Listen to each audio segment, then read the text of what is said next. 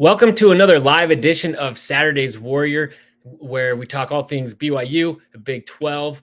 Tonight, if you're new to these Monday shows that we do, we go back, we recap the BYU game from the previous weekend, and then we get into our power rankings and looking ahead to this next week, make our picks and talk a little bit about the upcoming matchups.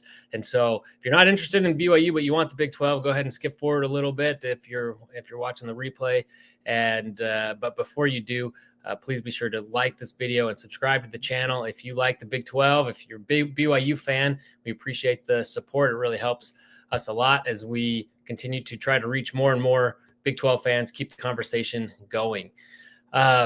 But before we get into all that, I do want to say, obviously, it was we got off the high of a win this weekend, even while we were doing the live show to come up to get the news about the passing of the prophet and president of the Church of Jesus Christ of Latter-day Saints, Russell M. Nelson. And that was a bit wild to get that live in real time. And we kind of digested that. And then only on Sunday morning, then find out about the incident in Michigan, which incidentally enough was about an hour away from where I grew up. I don't believe it. Different state, different. I mean, I don't think I knew anybody, but just, in terms of proximity there, and it's just wild circumstances. Obviously, our thoughts and prayers are with all those who've been affected by that directly. And, that's kind of where a lot of people's mind is, I think, right now in this weekend. And here we are talking BYU football. But nonetheless, so we just wanted to acknowledge that. But obviously, we're going to talk about football, not in the grand scheme of things nearly as important, really important at all. But we're going to keep talking about it anyway. So, and a way, kind of a difficult transition into it. There's no right way to do it, but I thought this is as good a way to jump into it as any.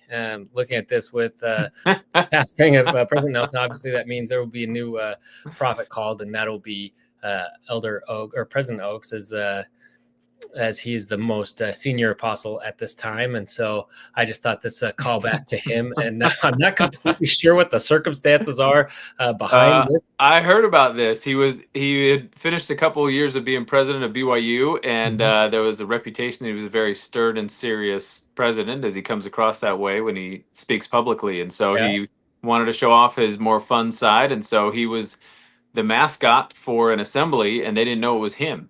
And so he's goofing around with the student body and doing these, amazing things as the mascot, and finally pulls off the mascot head, and it turns out to be President Oaks, school president, and the student body thought it was hilarious. And so he got to show that he was fun too. He wasn't just, serious at the pulpit.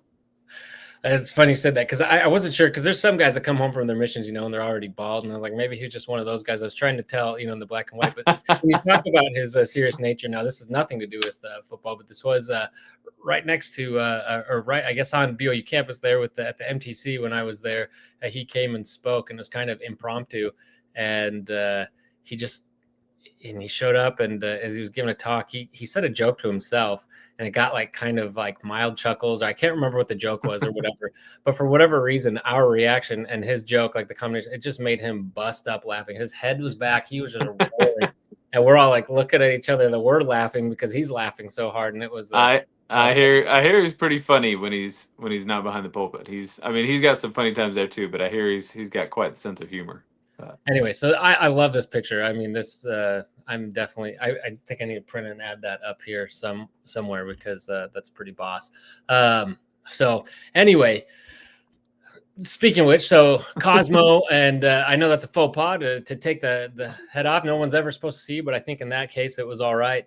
But speaking of which, Cosmo and the Cougars were in Colorado this week. Obviously, the game did not go as Cougar fans were expecting. I mean, if you're on Twitter at all, that BYU fans were talking a big game. They're like, hey, we got better. Colorado got worse. How are we expecting anything different? Yeah. Obviously, Colorado came prepared with some new wrinkles, and it took a little bit of time for BYU to adjust to it. So what was it about Colorado that you think that was giving BYU fits, and how were they able to counteract that? Well, I think it was clear that Colorado had prepped for that game all year. I mean, I know Dion talks about, oh, well, revenge isn't on our mind, and it may not be for him, but boy, for the team, it certainly was. For the offensive coordinator, it certainly was. That was planned and prepped. Those first 15 plays were scripted. They scored 2 touchdowns off of them, completely different from anything else they were running that year. And that's right. That's what you do in a game like that when you want to get back at somebody who really dished it out to you the year before in front of 8 million people. So. I thought BYU did a really good job adjusting, though. Jay Hill talked about it today on Coordinator's Corner, just recognizing what they were doing that was different. Some of the what do they call them, imposter schemes, where you got someone else at quarterback. They were running a lot of that, putting the sort of wildcat formations and different running lanes, and just gouging BYU. And then you see the defense adjust, stiffen, and respond. I thought it was a fantastic game. I mean, I'm not. BYU needed a game like that. They needed a game like that where you go on the road, you face adversity, you find out a lot about your quarterback. Now your quarterback's playing with a lot more confidence, right? Which he's played with poison confidence this whole time. Now he knows he can do it on the road when he's down 2 scores and has to come back. The team has a lot more confidence in him. There's just a different feeling because they've had to face that adversity and come back from it. And so I'm not discouraged at all. I don't think Colorado's a great team. I do think they're a talented team that hasn't put it together yet, and they probably won't this year. And it's TBD if they're going to be able to do that in the future with Dion. But I think there's a lot of talent in that team, and they were motivated, and they really put it together for those first couple drives there, and made us respond. But because we answered the call, it's a net positive in my mind. Yeah, obviously, if you can go into a game like that and get punched in the mouth and figure out how to rally, turn things around, and to grind out a win, there's a lot of learning from that, and you learn a lot about yourself and your capabilities. And I think there's a certain level of confidence that comes with that, which is good, especially with a young quarterback like we have. A couple things that we saw in this game is very high usage of our quarterback, especially in the run game. And it was working. The QB draw worked time and again, and he continued to get lots of, I mean, he had over 100 yards rushing before, taking a knee there at the end and bringing down his overall yardage. So he had quite the game. And something that worries me a little bit is we're already down a running back. Our quarterback is getting a lot of usage. And he's a big guy. He seems to be able to deliver the blows more than he seems to receive them. But is this really sustainable? I mean, we're already down. I mean, fortunately, it's not our top guys, but we're already down wide receiver 2, our running back 2. Yeah. How much can we really continue to rely on just a few guys? And that seems pretty risky. The answer is no. It's not sustainable. And on the one hand, I think sometimes BYU's offense in the past few years has lacked star power, and it's just you're distributing the ball to 11 wide receivers every game. And there's an advantage in that. There's some depth in that. Most teams will have their go-to guys at these positions, and because they're so hard to stop, and that's what we have, which is a good thing. I'm not concerned about our wide receiver depth. I think we'll be okay even without JoJo Phillips. You got to have Carson Ryan stay healthy because behind him there's not a whole lot. But I am concerned a lot about the running back depth. I know. Kalani addressed it today, and he's like, "Look, you guys didn't know about Moa until you saw him run. These other guys are the same, Jovessa and Rex. They can get it done, and maybe they can. Maybe that's the truth. But it makes me very uncomfortable that behind LJ, the next 2 guys on the depth chart have never ran the ball against an FBS opponent ever." Not a single time. And so that concerns me a lot in that running back depth. And LJ Martin doesn't have a track record of staying healthy all year. You have to lean on him. And Bear can't keep doing this every game and stay healthy. And I think the team knows that. They're not going to ask that from him every game. He needed it this game. It's a comeback game. You got to do it sometimes. He'll have other games like this, but I don't think they'll run Bear this much. But that whole running back dynamic really has me concerned. Yeah. So, and 1-2, thanks for joining in and joining the chat again. He says, the press asked Kalani the same question. He said, we are deep at running back. You just don't know about these other guys yet. That's fair. And I believe that. I mean, we saw Preston Rex go in for a snap, but then I think there was a false start and he comes out, and I don't know if we saw him again. I don't know how many times he was in, and maybe I didn't notice, but looking at the depth chart, And I don't know, maybe the other three, there's no depth or there's no order behind them. But Nauhines, as the announcers like to say, was third on that. Well, I at the He was bottom of fourth. that list. Well, Yeah. fourth. I was out of those three, but he was Yeah. fourth and bottom of that list. And so that's a little worrying. Or maybe it's reassuring because we saw that he can have his moments. So if those other guys are ahead of him, maybe there is more to that. So I don't know how much to read into that, but To me, Nawahine seems fairly capable. I mean, when we've had it, I remember his score in the SMU game. He scored in the Baylor game last year. I mean, he seemed capable when he's had to carry the rock, and so I'm not super concerned. It just blows me away that he's always fourth on the depth chart or not on the depth chart, and yet he seems like the next guy out on the field. So I don't know how consistent they are with the depth chart because it does seem like he is taking snaps like RB2 at this point, but he's listed at number 4. I would just love to see some plays, and I know they tried to hand off to Rex one time and had the false start, but I would love to see them get those guys some meaningful reps, 3 or 4 runs each in a game. If they are truly RB2 material, then that shouldn't necessarily set our offense back. We shouldn't be hesitant to do that. And I think that would just reassure everybody. And A-Rod's not out there to reassure fans, right? You got to run the offense like the way you see fit. He doesn't need to reassure anybody with his running back depth if he's happy with it. But boy, it just if LJ Martin goes down and then you turn into a couple guys who haven't run the ball before, they're going to fumble. They're going to handle the live reps. I don't know. It worries me a lot. Yeah, it is worrying, especially when this seemed like a team that was poised to truly finally do what A-Rod wants, which is establish the run to open up the pass. And now I think we still have that a little bit because teams are going to see, not only do we have to worry about LJ, now we have to worry about that QB draw. And if they adjust for that, theoretically, that's going to help open up those receivers a little bit because they're going to see we can't let this QB run for 100 yards on us. So they're going to have to adjust for that, hopefully making his life in the passing game easier. So I imagine teams are going to come in prepared, limit that. And then hopefully we won't have to rely on it. Therefore, getting other people involved. Well, so much of that was a zone read, and they were taking away LJ's run on the zone read, and so Bear had to keep it.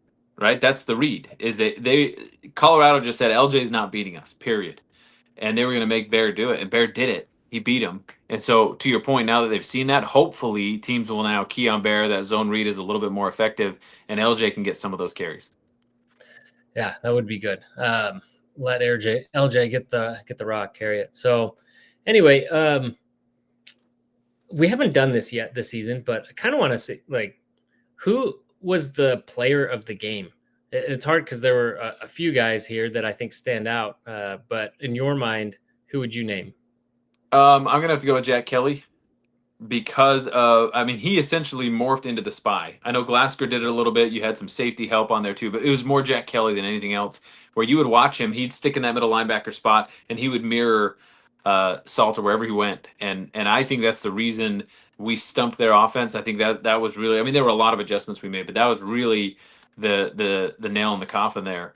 And his closing speed is elite, and it was on full display there. And so, I'd have to go with Jack Kelly. There's a couple other names I'll throw out there. I won't steal your thunder. You can name yours, but there's a couple other guys you could certainly give it to.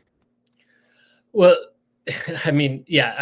for me, it is kind of between Jack Kelly, Isaiah Glasgow, or Bear. It depends on what side of Those are my 3 names, yeah. And Bear mostly because he had to shoulder so much of the offense and he did what he needed to. I love that he came in poised. We talk about going down 14-0 fast and the game going the exact opposite of what we were expecting.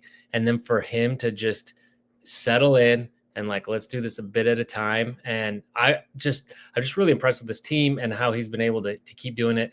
I kept seeing, at one point I kept hearing the guy that was behind me from the ECU game, oh man, it's not happening. Oh gosh, we're down 14-0. Oh, and doing all that.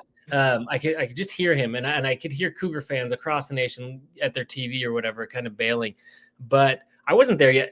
The good news is that it happened so fast that there was so much time left. Yeah. And exactly. Good enough defense that we slowed them down. And then was it 17 straight after that? It was. And the score before halftime. Yeah. The score before halftime is where you really felt good once you're 14-10 going into the half, you're going to get the ball coming out of the half. You feel like now you're driving on them. You've got, you're more in control of the game. At that point, I felt a little bit more comfortable. Like, okay, I think we're going to pull this out. I think we'll have enough momentum in the second half to get it done. But until then, it was, there were some nerves to see. You never know. I mean, I feel like we've had that game. I've said this ad nauseum, but we always have a game where it's just like, man, you come out flat and you can't recover. Well, we did come out flat and we recovered. So I love that resiliency in the team to collectively take a deep breath, keep going after it, and bounce back from that. It showed a lot of mental fortitude. So the absolutely. Then on the defensive side, which they really dug in and kept this team in there. And we talk about what happened when we, instead of taking another field goal try, which was completely within Will Ferrell's reach, because it was like 46 or something, he could have hit that, but instead we decided to pin him and trust the defense. And so they're really relying on the defense. I'll make the case for Glasgow real quick. So we talked about Bear. I'll make a case for Glasgow. A lot of people are thinking about him because it gave us the sack, and then we also had that moment of the interception. So he got that sack late and that interception, which both were reflections of things we saw in the 2024 game. And so we'll remember those. Those were the highlights. Obviously, he had some big moments, some big hits, and the duo is just, I doubt there's a better linebacking duo in college Oh, football. there's not. Right They're so good, and their talents complement each other so well. It really does. So I think Glasgow may pop for a lot of people, but I'm with you in terms of, I mean, on the defensive side, I would still give it to Jack Kelly, and it looks like 1-2. He agrees. I just remember, I don't know if it was the first time he spied him, but that one that was a little bit earlier when it looked like Salter had the edge and he was going, and just Jack Kelly just ran down. It's just when we're, amateur, just fans just viewing and watching this, and we're watching a lot of different things, and there's a lot of fast people out there, and you could still see instantly that this guy just has speed unlike anyone else. It just goes to show how impressive what he does is. It's that unique. And like you said, he got in Salter's head. So even times when you didn't see him make the tackle or whatever, especially on like that interception, he just said, not again. He sees Jack Kelly coming for him, and he rushes that thing. And he didn't need to, because it wasn't like this was like a fourth down situation. Correct. He could have thrown that out of bounds, lived for another down, and he threw a really bad throw. I didn't realize it was that bad until I saw a back angle on that pass, and he missed his receiver by almost 5 yards behind him. I mean, it was a really, really bad throw, and obviously he'd love to have that one back. But you saw Salter all night. That first time that you were referring to, Kelly's first sack, you see Salter's face when he stands up, and he just looks like he's shocked that he got caught. He's kind of shaking his head like, what in the world? Like he clearly had the angle. He was thinking at least a 5 yard run, and it's a 5 yard loss because Kelly was so fast closing. So fast. It is so good. I mean, I'll look for it here somewhere, because I know I have it on here, but at ECU, I got a picture with him, and he's a stout young man. And then to see him be able to move that quickly as well, very impressive. So I guess it depends on which side of the ball. I think ultimately, even though the defense gave up those 2 early touchdowns, they had to really adjust, and they locked down after that. And so I think you got to give it to the defense, in which case it would be Jack Kelly. But I also feel like you could probably say Bear and Jack Kelly every game. So yeah, it's fair. That's fair if that's the case. But okay, so coming away from this, we feel like BYU was the better team, got punched in the mouth. Colorado was prepared. BYU learned a lot about themselves, dug deep. Is this a sign of things to come? Is this going to be another season like last year, where we just, grind out win after win and have to find creative ways to win time and again? Or do you think this team can kind of put it all together and show a little bit of progression going forward? Yeah. So I think you're seeing progress from the offense every game, but you're also seeing some limitations. I was talking to a friend about this today, actually, where the balance between Retzlaff and Bear seems to be more consistency with Bear, more explosiveness with Retzlaff. And so And I think Bear will get there. He has the upside to get to that explosiveness. They're taking shots downfield. I hope they keep doing it. It'll start to land. Um, uh, so but I don't think the offense is hitting those explosive levels that you need to win the Big 12. They're going to need to do that. If you can't do that by the Utah and ISU games, then I think you know what we have. And the answer is yes. We're going to be grinding out a lot of wins in creative ways in the meat of that schedule and hopefully be able to capture a couple of those. If we can put it together and you start to see us score 40, 45 on a decent defense, um, then I think we have a shot. Then I think we got a real shot to open up the playbook and see what this offense can do. Is it limited by Bear? Somewhat, right? I'm sure there are still some things he's doing that limit the offense just by nature of his inexperience. But man, he is so poised, and he has not turned the ball over one time in 4 games, 10 TDs. You can't ask any college quarterback to do more than that, let alone a true freshman. So I think we're seeing some limitations in the offense as far as it's not an offense that's just running up and down the field on you. It's not yet. It could be, but it's not. And I think my sense is it likely won't be this year. You're going to have injuries. You're going to have injuries to the offensive line, the running back room, hopefully not tight end, but possibly there. And so I think you're kind of seeing the offense will give you consistent points. You're scoring every quarter. But you're going to score in kind of the 25 to 35 range most games, and in most games that's going to be enough for your defense to win it. Yeah, unfortunately, I think you're right. This team may not get all the way there this season, and large part of that is because that stretch of teams, you get in some really tough games, and it's going to be hard to figure things out and beat teams like that. I think that during that stretch, and it's possible they do. I mean, he didn't connect on any. I don't remember what his deepest pass play was. I can look this up. In this last game, but like that pass to Tiger actually was pretty good. It was just well defended. Like it was a really good pass, and it was a really good catch. That defender got his arm in there and popped it loose when Tiger landed on the ground. It was an incredible catch, and I thought Bear put it right on the money.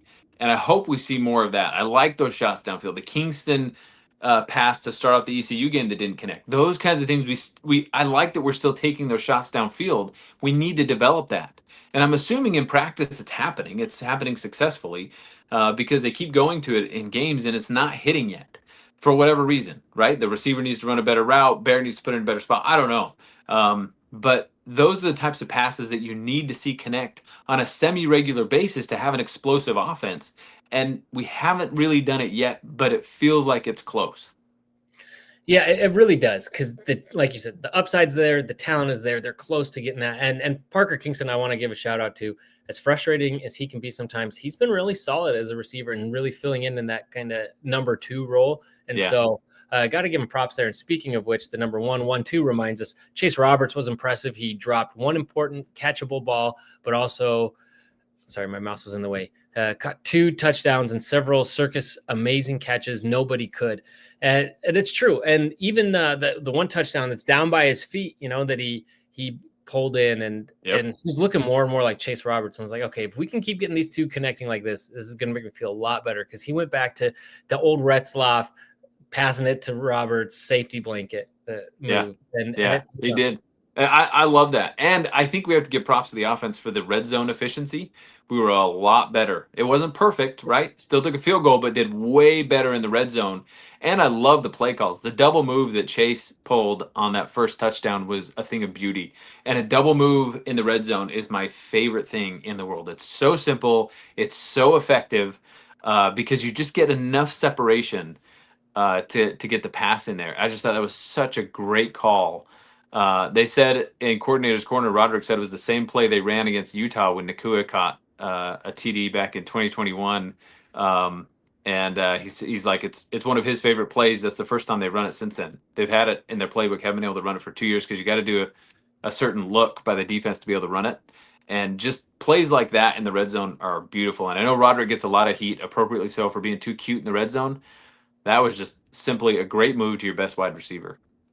Love it. Love it.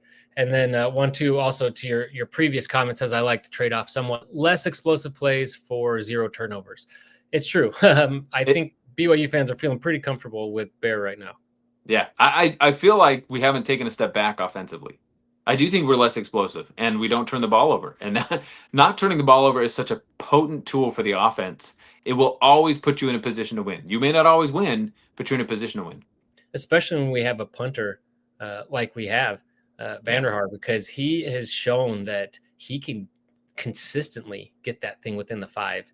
Yeah, yeah. Within, you know, between the 5 and the end zone. He doesn't kick it out of the stadium like Rico did, like NFL level, but he is so precise. He's so precise, and it's high enough to let his gunners get down there and catch it. It's the fact that they had so much confidence in him to go to the punt and pin there when they had 3 points with Farron. That tells you a lot about. We talk about Farron appropriately all the time. Guy's amazing. I don't mind that he missed a field goal. You got to get that out of your head, the field goal streak, whatever, and just go out there and kick the field goal. I'd much rather he missed the field goal in this situation than say Utah. So he's still Mr. Automatic in my mind. But I don't know if Vanderhaar gets enough credit because he's really a technician back there with his punting.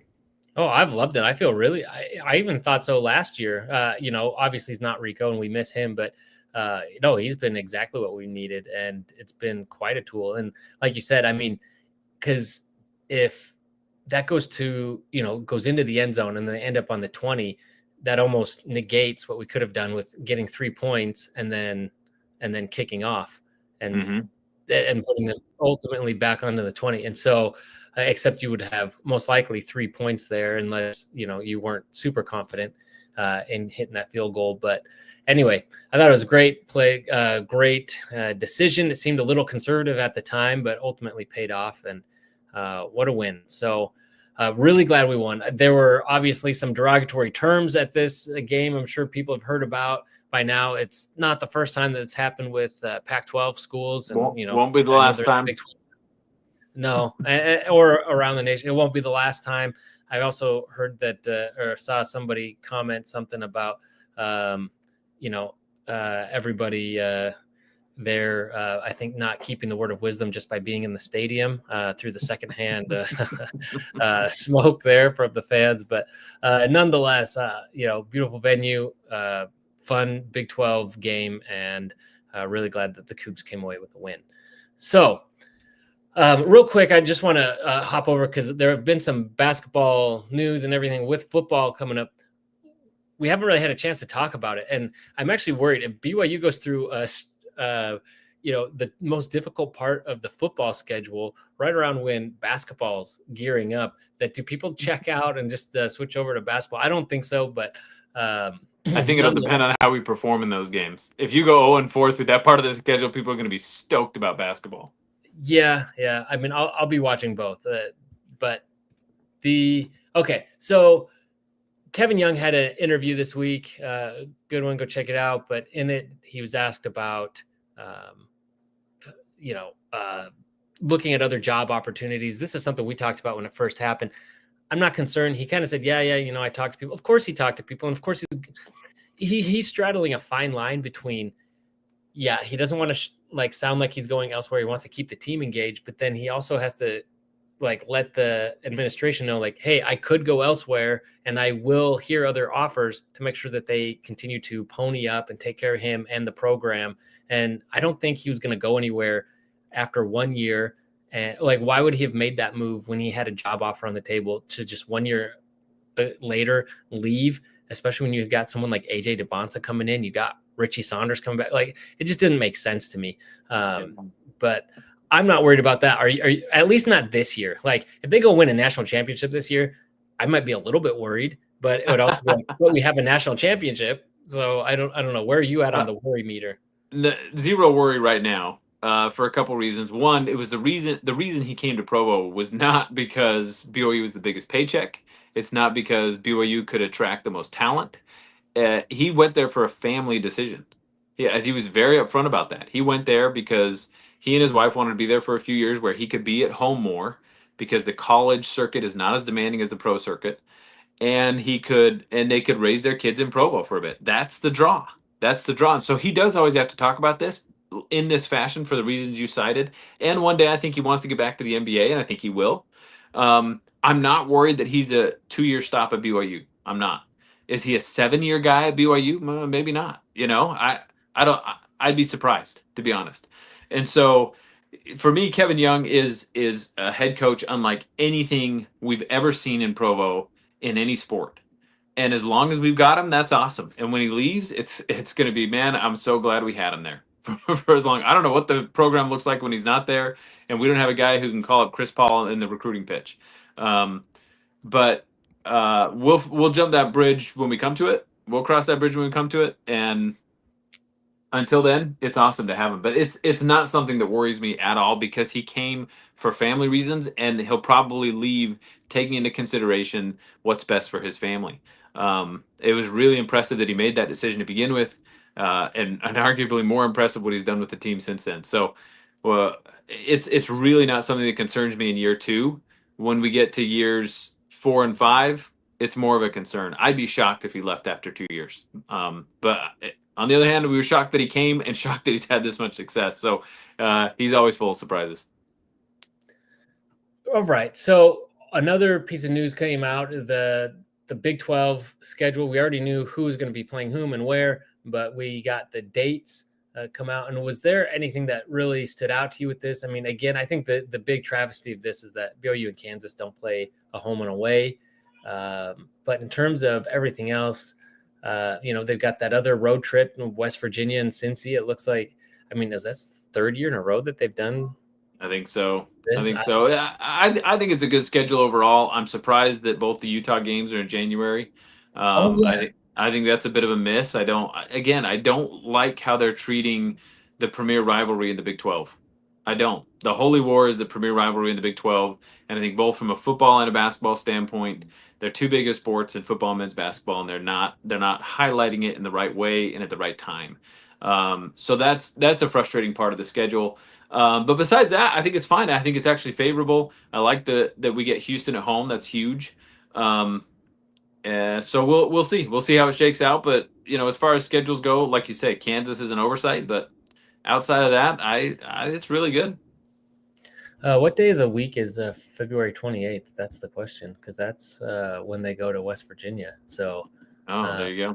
Be here. Oh, it's a Saturday. Keep your calendar free, man. All right. Okay. But yeah, I mean, it does look like in terms of the Holy War, I'm glad you brought that up. I almost forgot, but it looks like they're wanting to focus. You got BYU and Texas Tech to end the season, but even if you kept it to like the second to the last game or something, it wasn't like the very last, if you're not expecting Utah to be as good or whatever, but like, it seemed like the WCC understood it. Like BYU wasn't on Gonzaga's level, but that was always like one of the last games of the schedule, often the last game. They knew that was going to be the big draw. Those were the two big names that the conference had, and they recognized that. So that is a bit of a bummer, but I'm just so excited for this upcoming season. I'm trying to enjoy the moment right now in football, but when I start thinking about basketball, it gets very exciting. So, and then the last thing, looks like BYU, they've been active with some recruits, a lot of guys from Utah. It looks like right now the kinds of guys they're getting are kind of the long-term guys that you invest in, the local guys, that your more traditional BYU guys, the guys that used to be like the headliners for BYU, which are now going to be like the role players you imagine, the 4-year guys that are going to fit in and probably play above kind of their classification, kind of a Richie Saunders type. Maybe I'm not saying they'll all be Richie Saunders, but those kinds of guys, though, that to build around. Do you have any thoughts on that so far? I mean, I don't get too much in recruiting. I don't watch these guys play in high school. I don't, a lot can change from now and then. I mean, some of these guys are like at the end of the decade, so I can't get, too far ahead. Just in terms of, I think, the vision that KY is kind of laying out for us. Yeah, I think it's good. You got to have those guys, the building blocks that are going to be there for their 4-year guys. You need, and KY's talked about that. You got to have them. They're not as splashy. They're not influencing next year's roster or the following year's roster. And that's kind of, I'm still waiting for those shoes to drop to see who they're going to bring in. It was such a big splash to get AJ DeBonsa. I think if he has a big year, that opens the door for other recruits like him. And I think people want to come in. I've heard this year's recruiting class is a little bit lighter. As opposed to the DeBonce's year that was really packed. And so I don't know that we're going to get a big splashy 4 or 5-star player that comes in. I think we'll look more to the transfer portal. And so as far as next year's impact, I don't see a whole lot of that. And so it doesn't get me super excited, like you say, when these guys are into the decade and, we just talk about who knows if KY is going to be here that long, and they'll play for him or not. So no, I don't get super excited about these. I know the recruiting geeks really get deep into it, and it's fun to read up when you get a big splashy recruit. But I haven't looked too closely at the most recent ones. Okay. So enough BYU. Let's now that we're 35 minutes in, let's go ahead and get to our power rankings for this last week, and we'll try to go through this a little quickly, and we'll get to our picks and look ahead to this upcoming week. But okay, so I'll kick us off here for week 6. This is again, I just feel like I have to say this every time. I am doing this not really based off of, and probably after this next week, I got to start bringing in some of my own perception. But I really am just basing off of what teams have done, who they've played, and who they've gone against. I'm taking really into consideration the strength of schedule and what they've done against it, and putting a lot of value on the types of wins that teams have had. And so this is not the order. I could very well have a team that I think is not as good as another team ahead of them. I might not think that they would win in a head-to-head. And it's probably not how I think that things will shake out in the Big 12 at the end. This is just strictly at this moment who I think has impressed me the most with their resume. So it's really like a resume ranking in many ways. That's how I'm doing it. I know, Adam, you've taken in a few other things into consideration a little bit more, and your own personal biases, but it's our own power rankings, so why not? So, but I'm sticking with at 16 Oklahoma State. That the program is in shambles. That loss to Tulsa was just so bad for what it meant for the program overall, that I just don't, as bad as some other teams have been, I don't think anyone's sunk that low yet. Yeah, I agree for all those reasons. It's an easy pick at 16. Okay. At 15, I think the next one is pretty easy. Another team that knew it was going to be a rebuilding year, but now facing a lot of injuries and just got handed to them by everyone's least favorite Big 12 team. That was West Virginia. And now they've got to go back to the state of Utah and play BYU. So I've got them at 15. I've got them at 15 as well. Well said. Okay. At 14, this is where I don't know. They are coming off of a win, but I have Kansas State. The rest of it was a win. It was over a team that kind of overperformed, but they won at home. They kind of had to. You like what you like to see them win that, but it's not enough to erase all the bad taste in our mouth so far. And then you actually texted me this week or during the Kansas State game, and I was only catching little bits of it here and there. But you what did you text me? Well, so Avery Johnson just looked lost, and now this was before they really stepped it up, right? UCF went in and kind of asserted dominance through the first quarter of that game, and then K-State found their footing and did really well after that. And I think Avery Johnson had a good game, but the parts I was watching, it was a la Jake Heaps and that kind of like just lost in the pocket, unsure of where to go with the ball, overthrowing wide open guys. He looked bad. And I don't watch a ton of K-State football, so it could have been a bad quarter. I know he's not taking a whole lot of heat for what's going on there right now, but he is taking some. And I was shocked that they had gone away from Will Howard, who won the Natty with Ohio State, in favor of Avery Johnson, who looks like he's just not working out so far. And there's a lot of issues with that program. It is not on Avery Johnson's shoulders. But I was surprised that him as a passer has not developed. Obviously, he's fleet-footed, he's fast, he's decisive as a runner, but he just looked lost as a passer. Yeah. And do you have him at 14 as well? I do not. So I have Colorado at 14. Okay, let's talk about Colorado real quick before we do, because I was just going to say, in terms of Will Howard, they could add one more year of you knew what you were going to get from him, but instead they were investing in the future. BYU did that with Retzlaff. Kind of put, he was banged up a little bit, but they put Slovis, on the kind of push him out of the way to let Retzlaff go in and make a lot of mistakes, and we're investing in the future. And that turned to, prove to work out. Has it worked out for K-State like they thought it would? Not yet. You kind of would really hope so by junior year that he'd be balling out.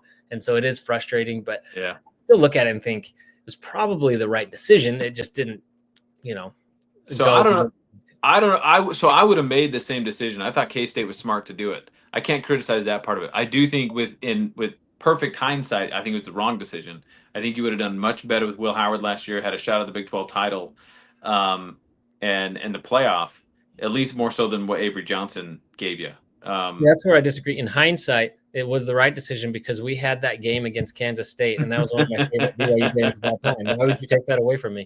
Right, right. Okay, so But yeah, so I've sorry. got Colorado at 14, and I think we've talked plenty about that program. I don't know where they go from here. I think they gave BYU their best shot, and now they go into the gauntlet of a schedule. They're going to get demolished by an angry TCU team this week, and it's not going to go well for them. I think they don't have an identity. They don't have a sustained passing game. Salter should be better. All those reasons. And I know BYU made him look bad because BYU's got a great defense, but they haven't been great in any of their games. And so despite them coming out, punching us in the mouth, scoring those 14 points after that, they really didn't do anything all game, and that's kind of been their MO all year. So yeah, I'm with you on that. I just have K-State below because they've been so bad all season, and Colorado actually showed a lot of good things, at least early on in this BYU game, and played us really tough. And so that's why I've got Colorado ahead of them. Funny enough, 8 through 14 were so interchangeable for me in this list. I didn't find a lot of separation there in 8 through 14. And then you kind of got the top tier of the conference, and OSU is clearly the bottom dweller. But I feel like you could interchange any of these teams 8 through 14. Who do you have at 13?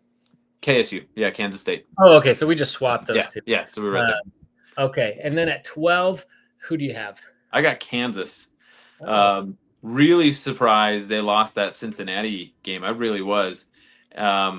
I just thought they'd take it to Cincinnati. I was watching that game pretty closely. Jalen Daniels looked good, but their defense couldn't stop Cincinnati, and Cincinnati's starting to steamroll. They're starting to pick up speed. It was an impressive win by Cincinnati at Kansas, but it's the same thing that bites Kansas every year, it seems. I feel like they've got the talent to put this together, and even after the Mizzou game, I felt like they had an outside shot at the Big 12 title. And after that performance, I mean, their defense couldn't do anything against Cincinnati. Sorsby looked incredible and unstoppable, and it turns out he was. Yeah, so I actually have Kansas at where am I? 11. So I got them one spot higher than you do. And so pretty much the same. I mean, the same complaints. I have UCF at 12 before Kansas. And that was, I mean, if you lose to one of the bottom three teams, again, people didn't have a lot of faith in UCF. They'd kind of overperformed, and their big win is UNC so far. But I don't know how much we don't know enough about UNC. We haven't really seen much from them. We've seen them get shellacked a couple times and beat up on nobody. So we still don't know. And so I couldn't put too much stock into that. And so that's why I gave Kansas the edge there. Fair enough. At 11, I've got Arizona. And now they could be better than this, but the way they got beat at Iowa State, I think, was really telling. There was a lot of buzz that program had taken a step forward, and they were ready to compete with the upper echelon of the Big 12, and that did not look like a team that was ready to compete. It looked like a team that had beat up on some bad teams, including a bad K-State team, and is going to be a middle of the pack Big 12 team. Yeah, I'm with you. I have Arizona at 9. Same complaints. I just think in their wins, they've shown to still beat teams. I mean, really not like difficult teams, but they've shown a certain level of competency that I didn't see from them at all last year. And that they have talent on that team. So, but yeah, there's not a lot of distance between the teams right here in the middle. And so 11-9, kind of all the same. Yeah. I put UCF at 9. I'm a little more hopeful. I think they that's a bad loss to K-State, and I think that's kind of indicative of where that program's going. They're in a rebuilding year. It's great that they got out to a 3-0 start. I don't know how long they'll sustain that in the Big 12. So I got them at 9, but to your point, you could flip all these around. And I missed this comment too. From 1-2, Colorado fighting for bowl eligibility. I don't see 4 games they can win. I totally agree with 1-2. I don't know how they get to bowl eligibility. I think it's a sad season over there in Boulder and for Dion, because I do think they have the talent to be bowl eligible. They're just not putting it together, despite all of the coaching talent they have on the sidelines and all the star power. Dwayne "The Rock" Johnson losing, but we had Razban and Jimmer. So there you go. Let's talk about star power. But yeah, the Houston game felt like one before the season that you had to have. Kansas State is at the end is doable. West Virginia, but that still doesn't get you there. Yeah, so they've got a tough schedule ahead of them. They're gonna have to figure some things out, and the talent's there. They could, but yeah, it seems more and more bleak. Yeah. So let's see, I UCF. think I we're am at 10. hopeful for them. I am hopeful for UCF. I just, from what we've seen so far, there's just question marks for me. Yeah. At 10, I have Baylor. So do I. Yeah, just again, middling team should be better than that. I think Dave Aranda may not keep his job if they hang around this area. Baylor's demanding, and he's had a few years there to get this right, and it was supposed to be this year. And there's nothing like high expectations and middling to low performance to really make the fan base upset. And so it's disappointing because I like Dave Aranda. I really like Baylor as a program. I would love to play them in the Big 12 title game. I think Sawyer Robinson's really good, but don't have a defense and they're kind of underperforming. It seems like anytime I adopt another Big 12 team as kind of a surrogate fan, they end up doing really poorly. So maybe I'll You become cursed a them. fan of Trevor Utah. cursed. And they actually cursed themselves last year. So yeah, so I'm with you on Baylor. Although losing Dave Aranda could prove to end up being bad news for BYU. But let's see. At number 8, who do you have? I got Utah. That's I'm who I have. showing them some love. Yeah. I got to put them back up there after 14. They shellacked West Virginia, showed some life. Oh I yeah, don't you know. had them at 14 last week. Yeah, I did. I'm just I'm owning that. I don't mind, Well, they may be lower next week because I don't think they're going to beat. Or no, they're on a bye, and then they've got Arizona State at home, and I don't know that they're going to beat Arizona State, so they may be lower in a couple weeks before they play BYU. But I don't know what to make of Utah. Yeah, I don't. I think that offense is going to be inconsistent. West Virginia has a terrible defense, but again, not a lot of separation for me in those middle of the pack teams.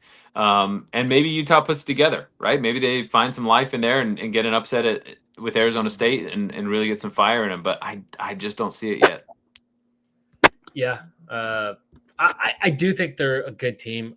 We just don't know how good at this point because the level of competition has been so erratic. And Yeah. Texas Tech, I mean, the outcome of that game was disastrous. Don't forget, Dampier was playing a little bit injured. He was very healthy against West Virginia. So quick recovery. Unlike other Utah quarterbacks of the past, who can't ever quite seem to heal. But despite being just almost there every week, so game time decision. Utah's favorite words. Yeah, it's been all over the place. But they played Texas Tech really tough through 3 quarters. So they did. I mean, they did. Tech was leading, and it looked like they had the edge, but really felt like it could have gone either way until the 4th quarter. And so, you don't want to write them off completely. Like it's going to be like a game that BYU. I mean, obviously they always have that one circled, and the Holy War is always crazy. But I mean, they're going to bring in talent. And they're going to come in with some fire into Provo, and so it's one that I am leery of, regardless of where they end up in the always leery. I could rank Utah at 14 in the power ranks, and I'd be terrified for the Holy War because it doesn't throw out the records, throw out the statistical performances. You can't win by 2 scores in that game. It's tough. So at 7, this is where I have Cincy, and really. This might seem low to people, maybe based off of, but because they had that big win this weekend, and I think they look good, and I think they are going to be a tough team. I think in that bottom, that like second quarter of teams, probably between like 5 and 8, is probably where Cincy will end the season. We haven't seen enough. Like Nebraska hasn't been super impressive, and they still have that loss hanging over them. And they beat Kansas, but Kansas is kind of, they're kind of hit or miss team too. It's starting to feel like, and so I think we saw a lot from Cincy. Like they put the conference on notice, like, hey, don't forget about us. Yeah. I'm just looking at like the entirety of what they've done to date, and that's why I couldn't really put them too much higher. That's fair. At 7, I've got TCU. Super disappointed in TCU. I think that their defense is struggling. They gave up 21 to Abilene Christian. So you're kind of like, well, how'd that go? And then, you see what happens in Arizona State, and they just don't have the defense I thought they would. And Hoover, it turns out, throws tons of turnover-worthy passes. He is, his TD to INT ratio is not good. I think he's extremely talented, but he's just been careless with the ball. And so I don't know that they can clean that up. I don't know if he's that gunslinger mentality and that's how it's going to be all season. But as having a seasoned quarterback, you thought TCU was really going to drive that ship this year and be, I thought, in the top two, and that's not the case between the quarterback and the defense. I think they're going to lose a couple more games still. Yeah, I'm with you there. So who do you have at? Well, and I'll have them a little bit higher. I have them up at 5, and so I think again, just Sounds like we swapped Cincy and TCU. I thought TCU deserves a little nod. They barely lost to Nebraska. Nebraska's not a great team, but they kept it close, and so they haven't been blown out. They haven't been really beat this season, except in that close game, and that was week 1. And so you grow a lot between week 1 and week 4, and they're building momentum. We'll see where they go from here. But I agree. I don't know that Cincy has it to really vie for the title, but they certainly put the conference on notice. Yeah, and I do think after this next week, once everyone's had like a couple of conference games under their belt, we'll know a lot more about everybody because you'll have more common opponents, Yep. and you'll just have more information. So, but at this point, why I had TCU still at 5, I think that's where I had them last week. Is, I mean, on paper, close loss to Arizona State in Phoenix really isn't that bad of a loss, but you're right. There were some moments, and they gave that away. Like they had a chance to go out and win that. It was very disappointing for what you saw from TCU, especially from what we expected. This was kind of everyone's sleeper team, I think, coming into the season, and that actually never really bodes well when everybody has the same team as like the sleeper team. It never really ever pans out. It doesn't. So at 6, I've got Houston.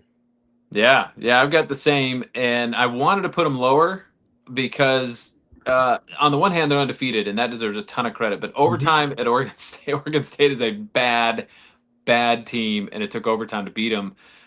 So that's not a great look for Houston. But a win is a win is a win in college football, and Houston doesn't know how to lose. So I think that deserves a lot of credit as well. So you could argue that they should be ahead of Cincy or TCU in that aspect, but boy, when you're playing Oregon State, you can't go into overtime. Well, I wonder how much of this is, hey, we had this big win people weren't expecting us to have, and then you go into Oregon State, you're already looking ahead to Texas Tech. I mean, that's true. Kind of a trap game. It's an away game. There's a lot. Well, and Oregon State was playing for their season. Their season was on the line. I mean, you lose this one, and Oregon State's in free fall, and they lost it. So Oregon, you were playing a team with the back against the wall too. So I mean, you can look at that they play 10 times. Is it that close? I mean, how many games is it really going to go to overtime and be that close? I don't know, but I do like that, like you said, that they won. There's a team showing some toughness, and they're shown to have a lot more than I think people were giving them credit for before the season. So that gets us. We've already talked about 5 for both of us, Cincy and TCU. So that puts us at number 4. Who you got? Arizona State. Okay. Still don't like that they lost the Mississippi State game, but that win against TCU was big time. And I think they put themselves back in the discussion for the conference title game after last year's success. They're undefeated this year in conference play. So I think they've got a shot. I thought they did really well against TCU. Yeah, they looked really good. And even Mississippi State, they looked good this week, and they had, was it an overtime game against Tennessee? Tennessee, so, yeah. Maybe that loss doesn't look as bad in retrospect, and they had a really impressive win. I am not a Arizona State fan, never really have been, and even less so after last year. I'm biased. I actually have them at number 3. I think it was a big win for them to really be back in contention really for the Big 12 title after a lot of people started writing them off after their slow start to the season. And that was my pick that I thought was going to be overrated coming into the season. And now, starting to show that maybe they were properly rated to begin with. Just took them a minute to get there. So I really got a 4 conference game again. This is where I have BYU is at number 4. I'm guessing you have them at 3, or did you put them at 2? No, I got them at 3. I'm not that much of a homer. I do think the wins and the records by ISU and Texas Tech are more impressive than what BYU's put together, certainly. Mostly because those two have played stiffer competitions. So they've just got better wins under their belt. BYU, the knock on BYU is going to be over and over again who they played. They played bad teams. They play bad teams over and over again. ECU, Colorado don't count for anything now because they're bad teams in people's eyes. Even though I think ECU is a good team, I think ECU is better than Colorado, and Colorado played spirited football. So, but that's going to be the knock against BYU until you get to the Utah to TCU portion of our schedule, and we'll hear about it over and over again. But BYU's taking care of business. Yeah. So yeah, I'm with you there. I think ASU's win over TCU was big enough to definitely vault them ahead of BYU for this week, and we know we have a lot of confidence in BYU, and I think they just keep their plugging away that we'll have a chance to prove where they fall. And so actually, this is where we're going to differ is on these last two. So go ahead and give me your. I got ISU number 2. I thought that their win over Arizona was impressive and much needed. They have not been able to blow away any team on their schedule, and so I've got them at number 2 because of how close all of their other victories were against bad competition. And I had them ranked much lower last week because of that fact. But a very impressive win against Arizona puts them up to number 2. I don't have them above Texas Tech at 1 because Texas Tech, in my mind, still has the most impressive win in the conference, as hard as that is for me to confess that beating Utah at Utah is the most impressive win, but that is not, as we know, an easy place to win, and Texas Tech walks all over Utah. So that's why I've got Texas Tech at 1, ISU at 2. We'll see what happens this next week. Yeah, so I just have those flipped, and I just think ISU, just top to bottom, they've had a lot of tougher games throughout the season. TCU, you talked about tougher schedule. They have the single win that you could argue is the toughest, although, again, as we put Utah at 8, we're still trying to figure out who Utah is. And I just think Iowa State going in and playing another conference foe and beating rivals, and Iowa had a great game this weekend.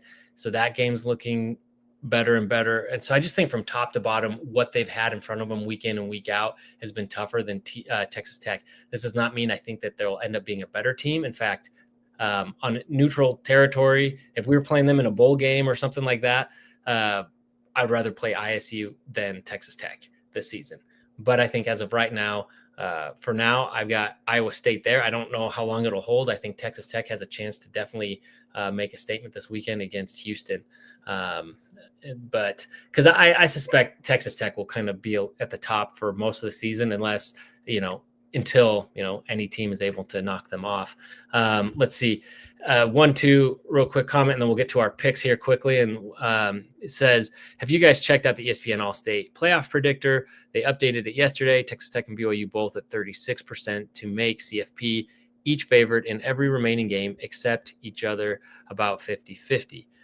So I went ahead and pulled that up here. And here, let me take this off so we can see it all.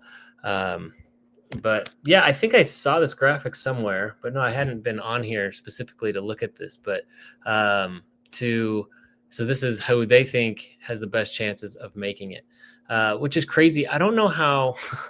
I mean, I guess if they're only playing each other, that they have good odds. But I don't know how you can have this many SEC teams. I mean, I guess if they plan on getting 4 teams in, then yeah, your odds are pretty good.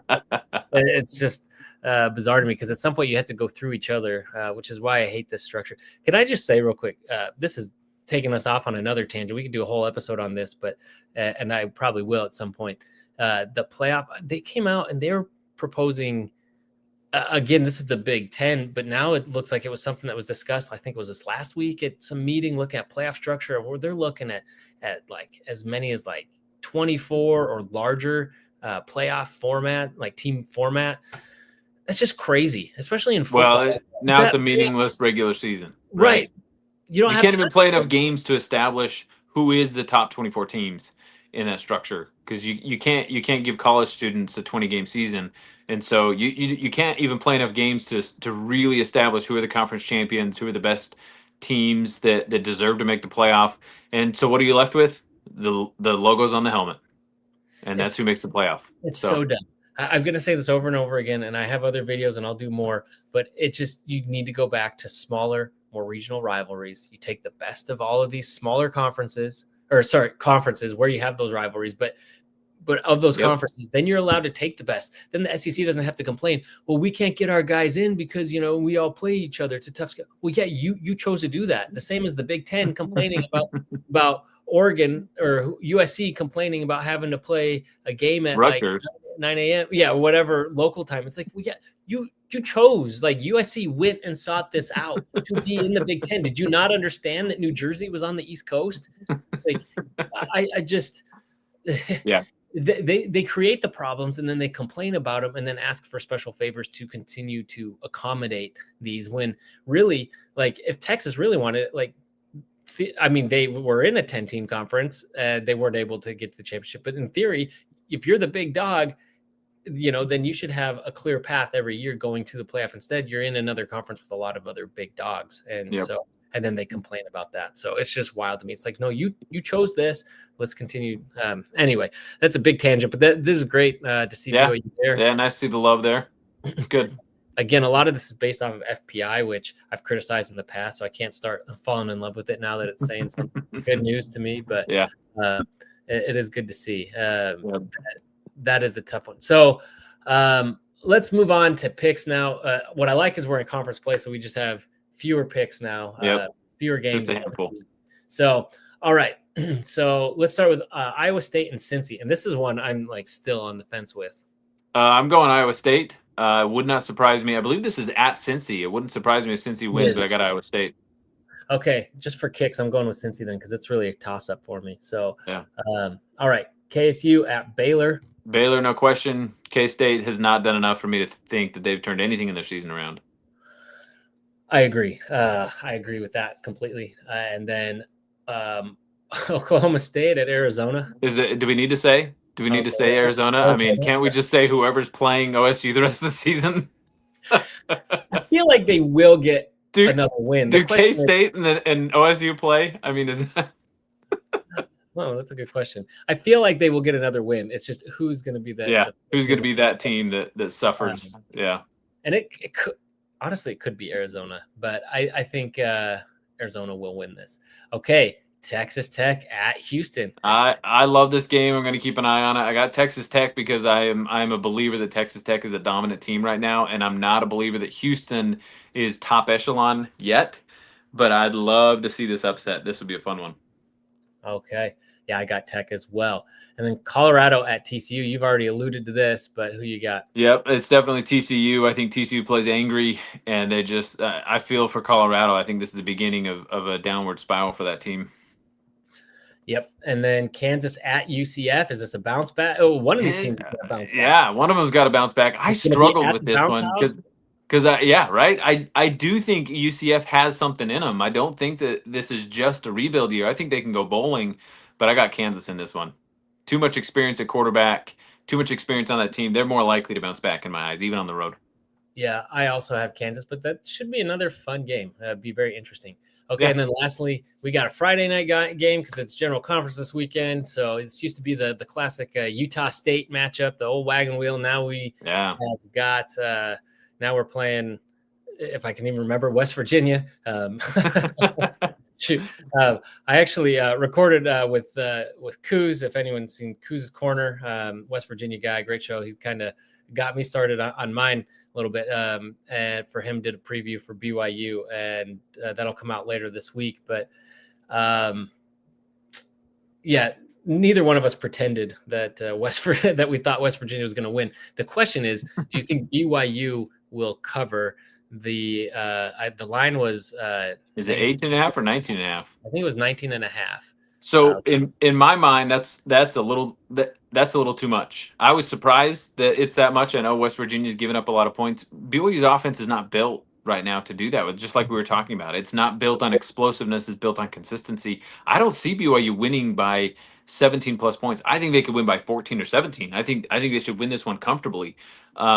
It's going to be really tough for an injury-riddled West Virginia team to travel 2 time zones away and start at 10:30 at night Eastern time at BYU. All the elements are just working against West Virginia's favor. But this could be a classic Rich Rod game where he rallies his troops and bounces back after the Utah game. It's hard to say. They run, I think, a really fun style of offense. I still like the spread power run approach. I think it's a wide open, really features your athletes. It's going to test BYU and our run defense. See if this Colorado week was a fluke. I see us definitely winning. I see us winning by 2 scores, but I have us not covering the spread. Okay. That is fine. I will say I saw it was 19 and a half. It's now saying 18. So now that 1 point is going to be enough for me. I'm going to cover now to keep this interesting. Okay. I'm going to see if BYU does it, but I'm with you. We know Stockton doesn't like running up the score, and Mountaineers have their back against the wall. BYU may be looking ahead, or who knows? It could happen. It could go either way, but I think BYU, like you said, will win comfortably enough. I'm trying to do some quick math because I forgot to add up. So if you want to summarize your thoughts on this upcoming week, and I'll add up our scores from last week to give us an update real quick. On the West Virginia game? Just on Big 12 or the West Virginia game.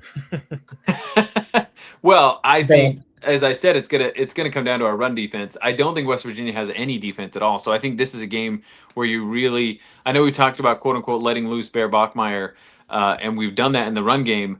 I would love to see him let loose in the passing game because West Virginia's offense or defense has been really poor. I think this is a game where you give Bear 25 to 30 throws, a lot of those deep balls, see if you can get them up over the 300-yard mark, build a lot of confidence in the passing game going into Arizona. Because if we're going to succeed long term in the Big 12, and we're really going to win that middle stretch of games against the tougher opponents, he's got to have that downfield passing game down. And it's been there in spurts. I think we saw the second half of ECU was great. You saw it over and over again, completions of 20 plus yards. That's the passing game that's got to be established if you're going to be successful deep into Big 12 play. And so to me, the West Virginia game is a perfect time to unleash that. Go in there, establish a run game, get a couple simple scores early, and then just let Bear, go crazy and just drive deep passes, run 5 wide outs, that kind of offense and really see what you got. Yeah. And 1-2 says West Virginia lost back-to-back, 30-plus points, Kansas and Utah.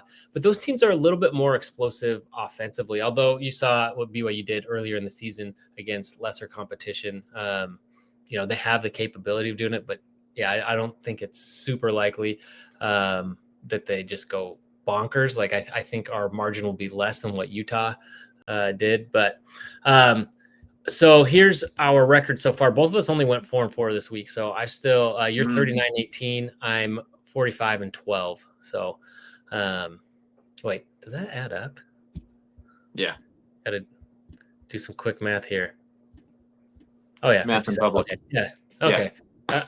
Anyway, perfect. So you got some ground to make up, but we've got a couple games. You may make up some ground this weekend. So it should be interesting. We'll see. Okay. I'm going to be pretty good from here on out.